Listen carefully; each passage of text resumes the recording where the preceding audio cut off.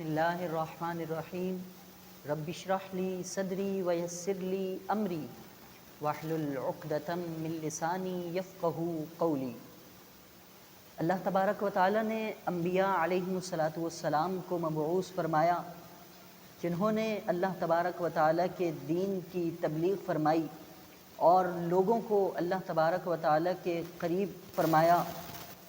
جن لوگوں نے آپ کی دعوت کو قبول کیا وہ صاحبان ایمان ہوئے۔ آج جس نبی کے حوالے سے ہم آپ کے سامنے گفتگو کریں گے وہ جناب سلیمان علیہ الصلاۃ والسلام ہیں۔ حضرت سلیمان علیہ الصلاۃ والسلام آپ شہزادے ہیں حضرت داؤد علیہ الصلاۃ والسلام کے، اور حضرت سلیمان علیہ الصلاۃ والسلام آپ وہ ہیں کہ اللہ تبارک و تعالیٰ نے آپ کو مشارق اور مغارب تمام کا مالک فرمایا، اور اللہ تبارک و تعالیٰ نے جناب سلیمان علیہ الصلاۃ والسلام کے متعلق فرمایا کہ اللہ تبارک و تعالیٰ نے آپ کو پرندوں کی بولی بھی سکھائی، اور اللہ تبارک و تعالیٰ نے آپ کو تمام خزانے عطا فرمائے جس کی طرف ایک سلطنت محتاج ہوا کرتی ہے۔ ہر خزانہ اللہ تبارک و تعالیٰ نے جناب سلیمان علیہ الصلاۃ والسلام کو عطا فرمایا، اور فرمایا ان ھذا لہو الفضل المبین، بے شک یہ اللہ تبارک و تعالیٰ کا بڑا فضل ہے۔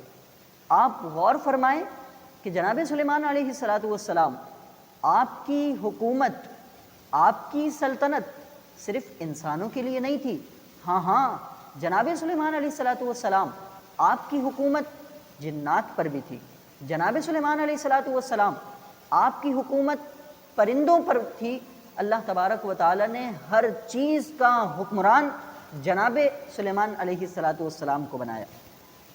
تو جناب سلیمان علیہ الصلاۃ والسلام کے متعلق فرمایا وَحُشِرَ لِسُلَيْمَانَ جُنُودَهُ مِنَ الْجِنِّ وَالْإِنسِ وَالطَّيْرِ فَهُمْ يُوزَعُونَ، اور جمع کیے گئے سلیمان علیہ الصلاۃ والسلام کے لیے اس کے لشکر جنوں، آدمیوں اور پرندوں سے، تو وہ روکے جاتے ہیں۔ تو معلوم ہوا کہ یہ وہ عظیم الشان سلطنت تھی کہ جہاں صرف انسان نہیں آیا کرتے تھے بلکہ جنات بھی جناب سلیمان علیہ الصلاۃ والسلام کے اس محل میں آیا کرتے تھے۔ جناب سلیمان علیہ الصلاۃ والسلام کے اس محل میں آپ کے حکم کی تکمیل کے لیے پرندے بھی موجود ہوا کرتے تھے۔ جناب سلیمان علیہ الصلاۃ والسلام جب ایک وادی سے گزر رہے ہیں، یا تو وہ طائف کی وادی تھی یا وہ شام کی وادی تھی، تو قرآن اس کا تذکرہ کر رہا ہے حتیٰ اذا اتوا علی واد النمل، کہ جب جناب سلیمان علیہ الصلاۃ والسلام ایک چونٹی کے پاس سے گزرے، چونٹی کے نالے کے پاس سے جناب سلیمان علیہ الصلاۃ والسلام گزرے جسے وادی النمل کہا جاتا ہے، جب وہاں سے حضرت سلیمان علیہ الصلاۃ والسلام کا گزر ہونے لگا تو آپ ابھی 3 میل کی مسافت پر ہیں۔ جناب سلیمان علیہ الصلاۃ والسلام 3 میل کی مسافت پر ہیں۔ چونٹی کہنے لگی قالت نملۃ، چونٹی نے کہا یا ایھا النمل، اے چونٹیوں۔ اب وہ جو چونٹی تھی وہ ان تمام چونٹیوں کی سردار ہے، وہ ان تمام چونٹیوں کی سردار ہے، اور مفسرین نے اس بات کو لکھا کہ وہ چونٹی پاؤں سے لنگڑی بھی تھی اور ایک آنکھ سے وہ اندھی بھی تھی، مگر تمام چونٹیوں کی سردار تھی۔ تو کہا کہ اپنی چونٹیوں سے کہنے لگی ادخلوا مساکنکم، تم اپنے بلوں میں داخل ہو جاؤ۔ کیوں؟ لا یحطمنکم سلیمان وجنودہ، کہا کہ ایسا نہ ہو کہ بے دہانی میں، وہم لا یشعرون، بے خبری میں جناب سلیمان علیہ الصلاۃ والسلام اور ان کے لشکر کے پاؤں کے نیچے تم نہ آ جاؤ۔ یعنی آپ غور کریں اس بات پر کہ چونٹی بھی یہ جانتی تھی کہ بے شعوری کے عالم میں ہی ایسا ہو سکتا ہے کہ ہم پر جناب سلیمان علیہ الصلاۃ والسلام گزر جائیں یا ان کا لشکر گزر جائے۔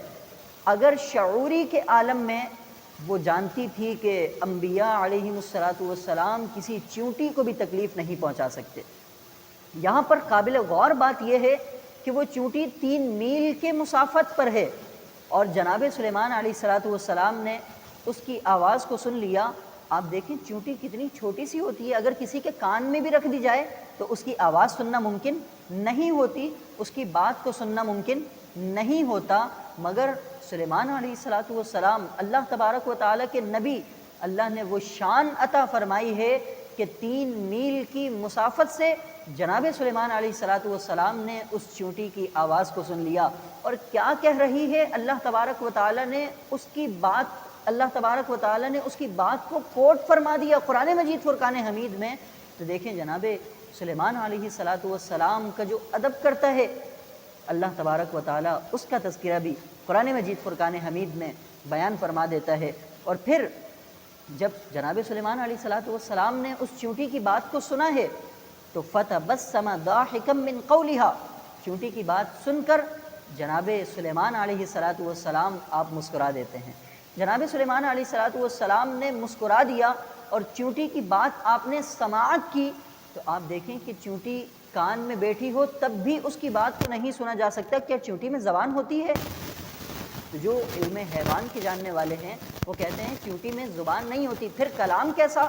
کہا کہ اس کے آگے 2 اسٹکس لگی ہوتی ہیں، کہا کہ جب وہ اس کے سر سے ملتی ہیں جا کر تو ایک آواز سی پیدا ہوتی ہے۔ جناب سلیمان علیہ السلام نے اس باریک آواز کو 3 میل کے فاصلے سے سن لیا۔ یہ تو جناب سلیمان علیہ السلام کی سماعتوں کا عالم ہے، اور جن کی بارگاہ میں جناب سلیمان علیہ السلام بھی معراج کی شب اپنے ہاتھوں کو باندھ کر کھڑے ہوں تو نبی پاک علیہ السلام کی سماعتوں کا کیا عالم ہوگا، نبی پاک علیہ السلام کی شان کا کیا عالم ہوگا۔ تو یہ شان ہے خدمت گاروں کی، سرکار کا عالم کیا ہوگا۔ تو فَتَبَسَّمَ ضَاحِكًا مِّن قَوْلِهَا، جب چونٹی کی اس بات کو سنا ہے تو جناب سلیمان علیہ السلام مسکرا دیے۔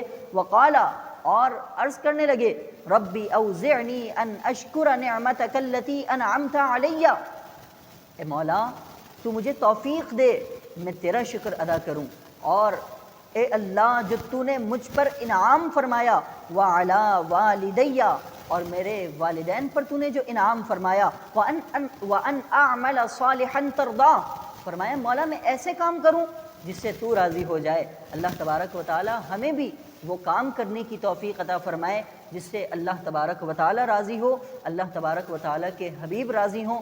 پھر آگے کیا ہوا انشاءاللہ تبارک و تعالی ہم آپ کے سامنے بیان کریں گے۔